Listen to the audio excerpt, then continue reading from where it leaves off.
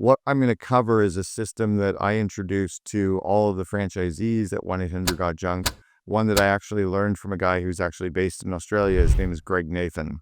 And it talks about the 6 stages that we naturally go through as franchisees or licensees or partners inside of a larger organization. And it's really how we can bring that into the business world to really kind of maximize our benefits. In the first stage with a franchisee and a franchisor, whether you're joining a franchise system, whether you are buying a license in an organization, where you're joining a group that have systems for you, you're usually the happiest you're ever going to be in the first month of that relationship. And even prior to the first month, when you sign the agreement and you're all excited and you're telling your friends and you just joined this great group, that's probably the happiest you're ever going to be with a group or with a franchise. And our franchisees at 1-800-GOT-JUNK, the day that they got offered the franchise was probably the happiest they'd ever be. And some of our franchisees are doing millions of dollars of sales and revenue, right? We've got franchisees doing $40 or $50 million, making about $8 to $10 million in EBITDA, but still the happiest they ever were was day one before they even started that franchise, because they're in that glee stage. And all of a sudden you have to start paying royalties, right? You're paying the money's going out the door. You're paying your monthly fees. You got to show up at conferences you don't necessarily want to be at. And you're paying out all this money and you're like, why am I doing this? Well, you forget that some of that benefit is going to be given to you over time. Some of the benefit is in that big manual that you might have got on day one, but that ongoing kind of period of time that you're paying fees starts to drain us a little bit as licensees or franchisees. And it often happens when you're a bigger franchisee and you've been paying franchise fees for a long period of time. You forget that a lot of that front loading of benefit happened with the manual, with the brand, with the part of the group that you're in.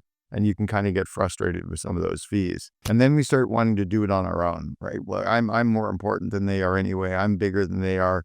I know more than they do. The systems that I can be doing are better. My marketing is better than what they're introducing me to. And we kind of start doing it on our own. And we think, well, maybe I could even do it without them. Maybe I could walk away from working with the franchisor. Maybe it's really not that powerful. Maybe I could do this on my own. And then sometimes people go off and do that. They either leave the system, they exit. And I've almost never seen a franchisee do better by breaking away than by staying inside of the system.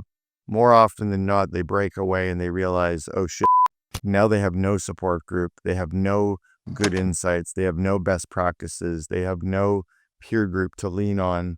And they realize that big manual that they never really read, never really studied, probably had most of the best benefits they ever could have leaned on in the first place. I started my business journey way prior to 1-800-GOT-JUNK. I was a partner in a group called Gerber Auto Collision. I was the second in command in the Canadian operation. It was called Boyd Auto Body. We built Gerber out to be the largest collision repair chain in the world. And prior to that, I was a part of a group called College Pro Painters.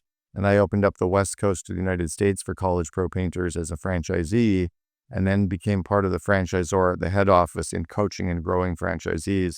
I was the number 2 franchisee in Canada out of 365 franchisees, coached and trained 120 of their franchisees for them, including Kimball Musk. Elon's younger brother worked for me back in 1993. But because that manual was so scary for me, when I was kind of given that manual back in the glee stage, I was so scared of going bankrupt that I decided to memorize the 360-page operations manual. And I kind of leaped over the fee stage. I didn't worry about having to pay royalties.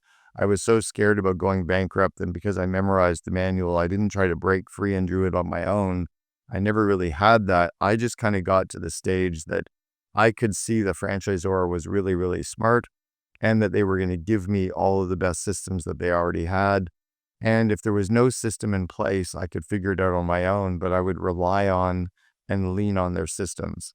So later, when I started to build 1-800-GOT-JUNK, I looked for franchisees and I taught the company to hire and find franchisees who had what we called interdependence.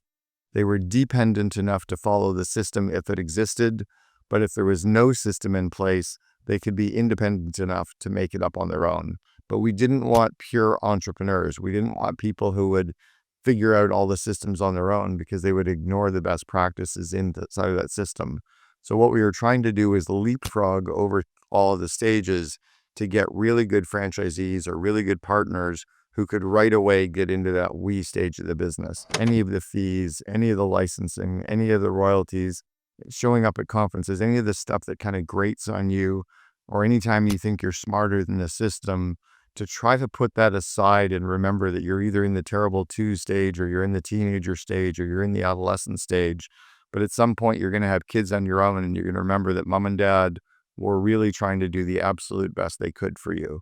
And again, if I talk to franchisees that are at 1-800-GOT-JUNK that I awarded their franchise 20 years ago, like Mark Rubin in Washington, D.C., or Tom Ripa in San Francisco, or Dave Harrop in Calgary, Paul Guy in Toronto, who also owns all of Australia and all of Manhattan, they still follow the best practices in the system of 1-800-GOT-JUNK. They recognize that their best systems have become now part of the head office practices. So the things that they invent when they become the best practice get rolled out to everybody. But some of these franchisees are paying millions of dollars a year in royalty, and they don't care.